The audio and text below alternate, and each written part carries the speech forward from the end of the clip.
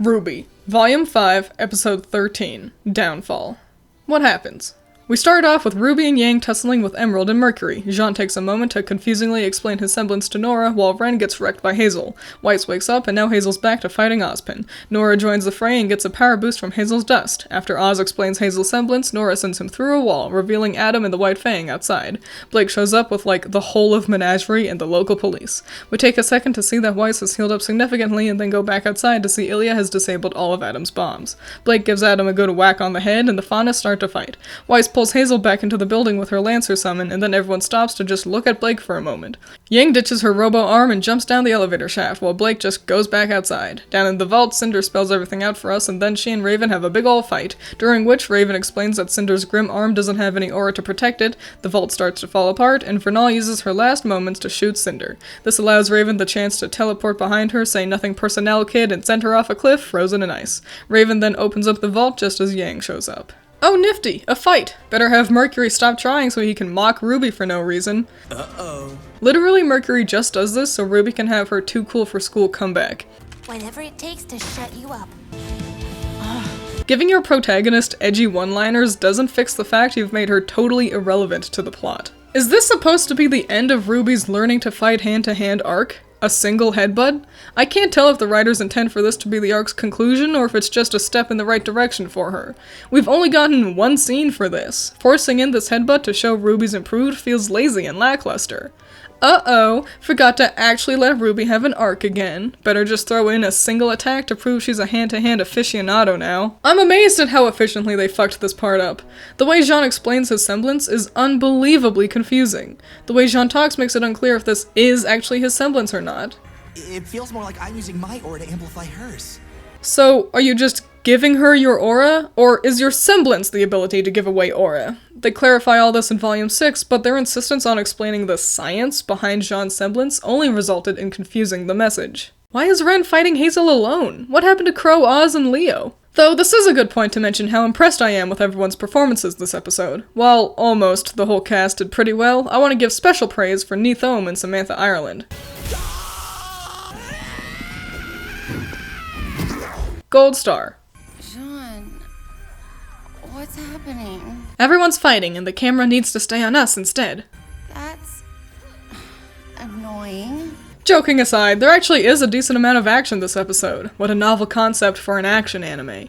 Though it's hard not to be bitter about how often we haven't been allowed to watch the fights for the last couple of episodes. Oh cool, everyone's back into the fight now that Ren's lying on the floor, nowhere near the door we saw him collapse under. It's like, was there anyone keeping track of characters during this?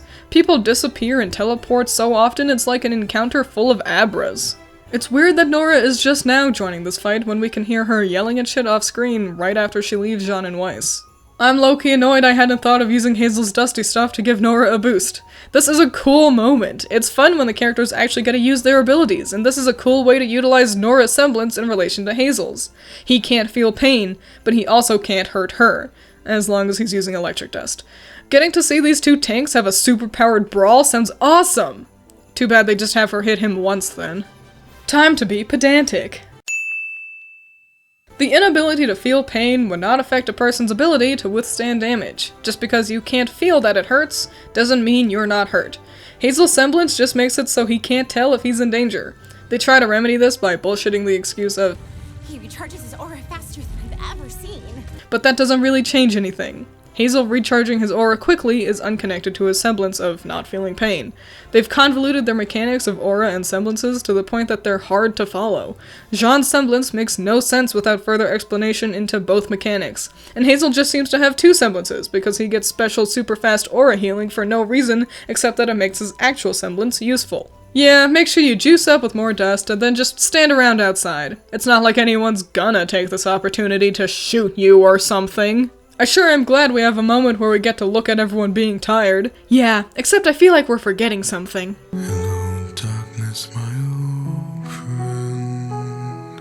Why are Emerald and Mercury even here if the writers and directors can't even remember to keep them included? This whole take a sec to watch everyone breathe heavy bit feels out of place anyway. The kids jump back and forth between tuckered out and raring to go willy-nilly. huffing and puffing here, ready to run after Raven and help Weiss later. Tired out from all this fighting, tons of energy to keep going suddenly. Why show us the kids are tired only some of the time? Getting tuckered out doesn't affect anything except their runtime. Wait. This performance is the only laughable thing here, sweetheart. Wait! I need to say my next monologue. And hey, maybe it would have helped if Adam hadn't been animated to just start his little pre-planned speech like he's been practicing in front of the mirror. But as it is, this is the most like watching an actor perform their script moment in the volume. Only to have you deliver yourself to me. Now the universe delivers you to me as an act of providence. How were so many colorful people able to sneak up on Adam and the others? Oh, of course, there's no raging fire to illuminate them, so the Faunus had trouble hearing and seeing them in the dark. Because that's how it works now, I guess. Mata? Why would they give this far away guy the line and not this clearly the focus of the shot guy? Police exist? Why wouldn't the kids or Crow have called 911 once there was a near-fatal stabbing? I think the next thing for the kids to learn is, you don't always need to keep fighting when you could call the police. Oh, okay, Emerald's returned and now I guess Rwby started fighting her too? The last time we saw Rwby, she was just looking at all her friends breathing. When did Emerald reappear? What happened to Rwby doing whatever it took to shut Mercury up? You know, Hazel getting stabbed by Weiss's summon would have been more exciting if they hadn't have shown us that she's all better now here. Now we just know she's all good and we'll go back to fighting. Keeping it a little surprise would have been really cool. Adam choosing to suicide bomb his entire team against their will could be a big thing for the characters, especially his allies, to focus on. There are no Volume 6 spoilers here, but let's just say, this is another example of them setting something up just to ignore it later. We sent someone over to disarm your bombs. It took her a while though, since you plastered 57 of them across the area. I like how triumphant this part is. The music swells, we get to see the fruits of Blake's new friendship in her would-be kidnapper. Adam's a jerk, and it's nice to not only see him lose his composure, but to also have Hazel brush off his problems in a line that's a pretty cool callback to one of my favorite scenes of the volume. This is your business, not mine. This was my business, not yours. This big, pretty, slow-mo wallop Blake gives Adam is great. It's dramatic and excitingly lit and really feels like a solid conclusion to Blake's beef with Adam and the White Fang for the volume. But then they ruin it by having them tussle more next episode? Why have this dramatically slow punch just to keep doing more shit afterwards? Why not have this moment be the climactic conclusion for Blake this volume? Why do they play the leitmotif of This Life Is Mine and not Mirror Mirror? I guess when you make a buttload of songs each volume all about Weiss, you're gonna have to use all of them for her eventually. Even though they're all the same thing of, my daddy's mean and I'm not listening to him anymore, with a cold analogy.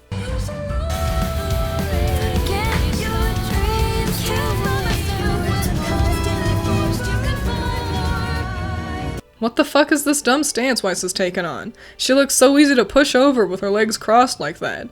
She's more likely to trip over herself that way too. Why create a new shitty fighting stance for her when this already exists? Remember? Monty already did the hard part of coming up with the established fighting styles for all the girls. Why throw that out so you can have Weiss look awkwardly stiff instead? Maybe if they weren't scared of having Weiss actually use her sword, they would have thought about all the times she's initiated combat like this. Emerald and Mercury might as well be paintings on the wall here. Why would Rwby insist Yang run after Raven and Cinder rather than just going down herself? Why wouldn't Rwby also instruct someone else to go with her as backup? Yang, go and fight your bandit leader mom and 2 maidens on your own!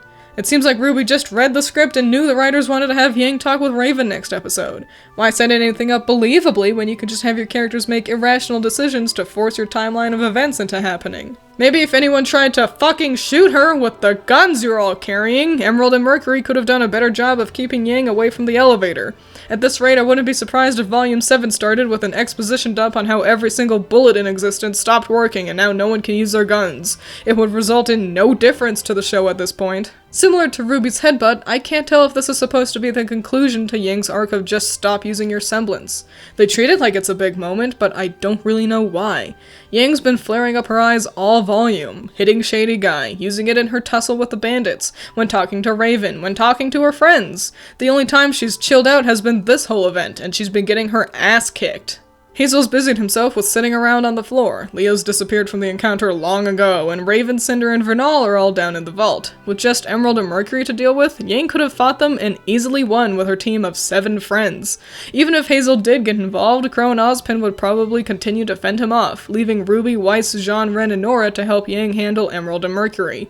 Ranger has killed the Nukkalavi. 2 teens should be a walk in the park. They pretend to give Yang the arc of stop using your semblance, just for the conclusion to be running from an easy fight. Oh no, a small area of ice. We certainly can't just run around that. What? Okay, bye then. Why'd Blake even run over here? She's just gonna head back out to talk to Adam some more. Ugh, that fire looks so bad. What okay, so Cinder addresses Raven by looking to the left. But then Raven is also facing left. It's my huge-ass rant about shot composition all over again. It looks like Raven's facing away from Cinder because of this. It confuses the audience due to the inconsistency of placement for the characters in camera. Unless you're trying to disorient your viewers, don't do this. Parts of this fight are really cool, except they have this bad habit of planting the camera right in front of a character so we can only see one at a time. Just watching one of them flailing around is tensionless. It's exciting when I can see attacks coming before they get blocked. Forcing us to just see the ladies swinging their swords at the camera is the fighting equivalent of white noise.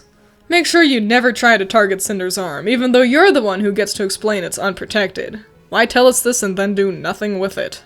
Why aren't you using your bow? You're able to use both arms for combat, so use your established weapon. But it also seems like the vault makes people forget they can have any kind of projectiles, because Raven also insists on only using her stupid sword too. You outfit Raven with a rainbow Crayola pen massive sheath, and you don't make it also a gun? Look at it! I thought for sure it was a minigun or something, but seeing as how she never fires a bullet, I guess they just ignored their own idea of it's also a gun.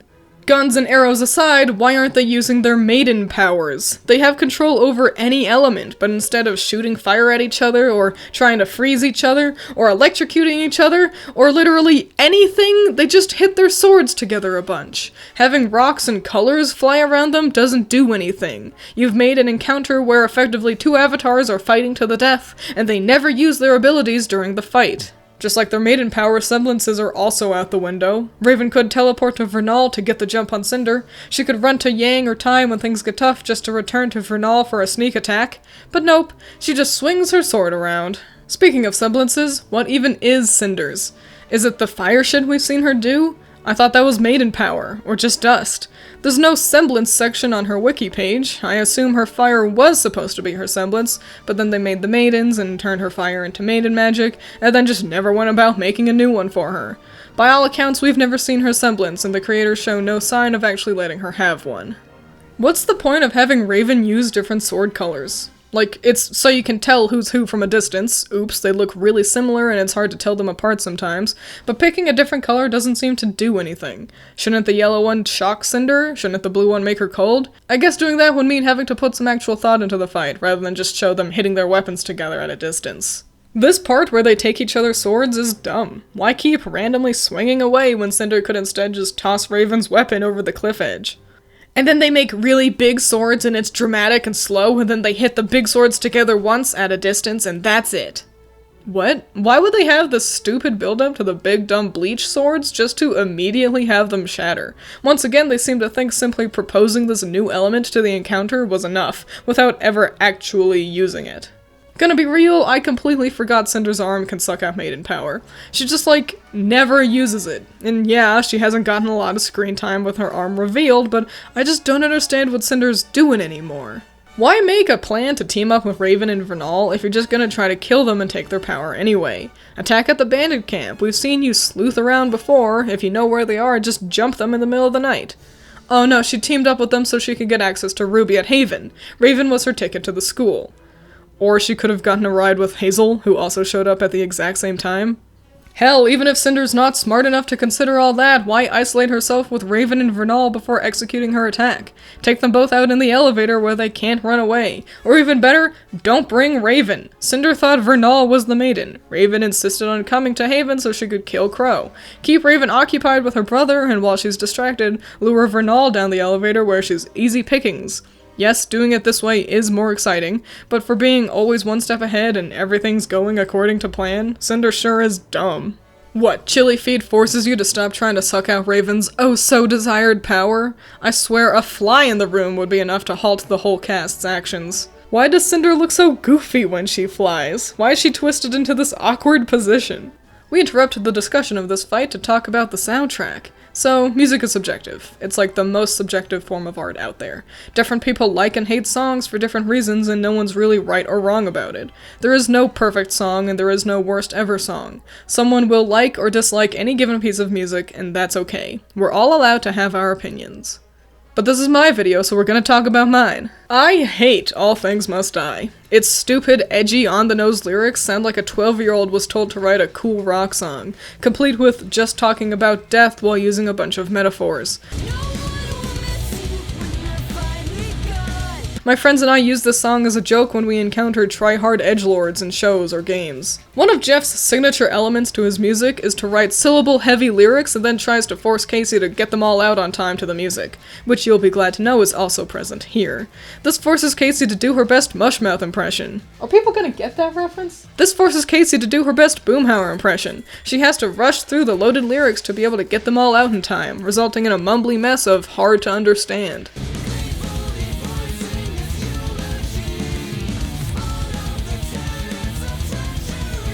And even if she were to be given competent lyrics, you'd never know because Jeff loves to drown out all the vocals by having every instrument play at the same volume as them.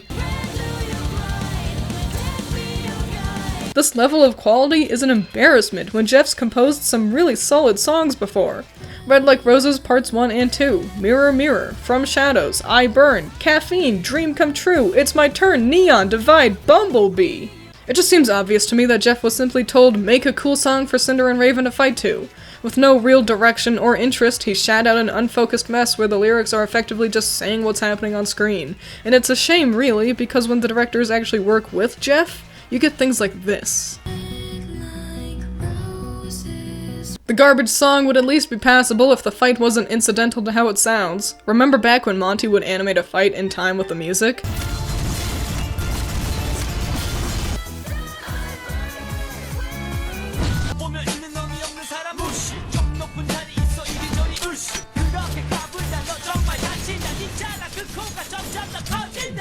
That's fucking epic.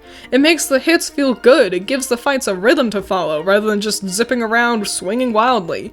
The visuals just seem to have been randomly put over a song, and it leaves no impact. I can't fucking see! The background's really dark, and Cinder and Raven blends in with all the blacks in their design. The camera's shaking a lot, making it hard to focus on the action. The characters zip around so much there's no anticipation for any of their effect-heavy attacks. Even when they actually let us watch a fight, it's difficult to see anything.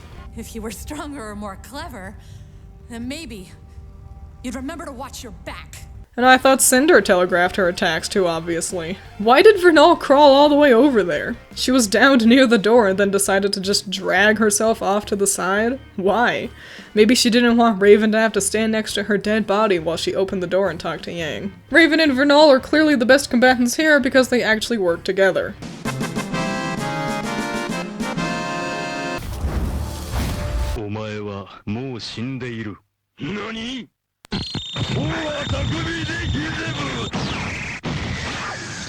Whoa, we get a see under her eye patch! Just in time for her to fall into an abyss.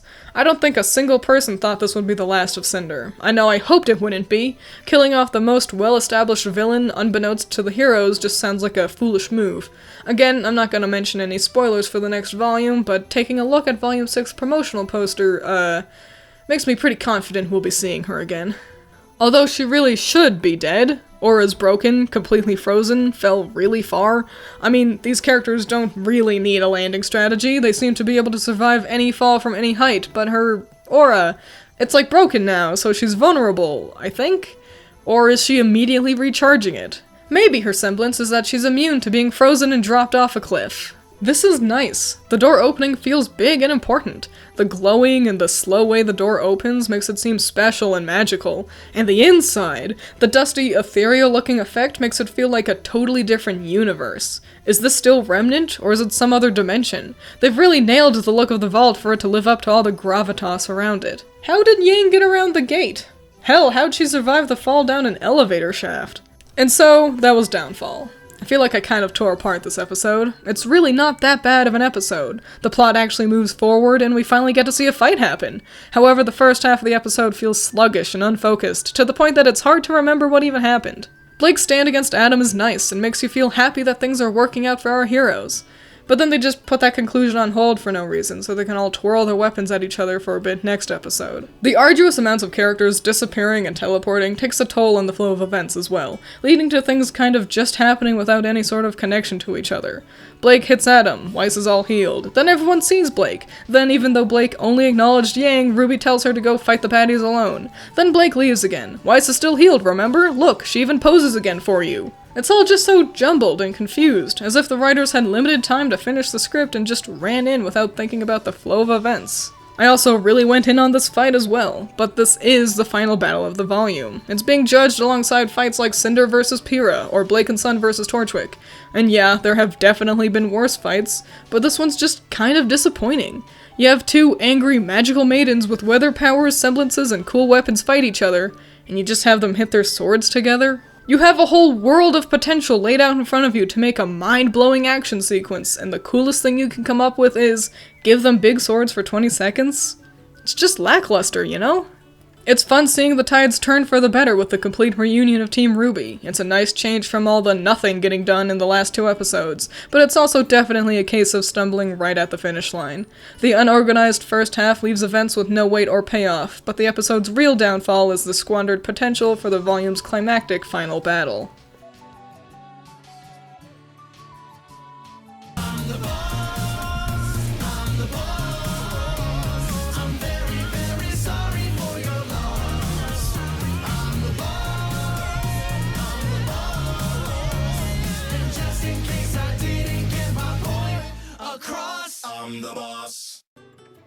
Turn for the better with a complete— whoa, I've hit my pop filter. Cool, that should be enough. I think you have one good one in there. This is the 3rd time I'm recording this. I fucked up the first time, and then the second time, some shitlord just decided to just loudly have a conversation right next to my window as they walked past, so praise to Neith Ohm and Samantha Ireland. Gold star. I think I called her Samantha.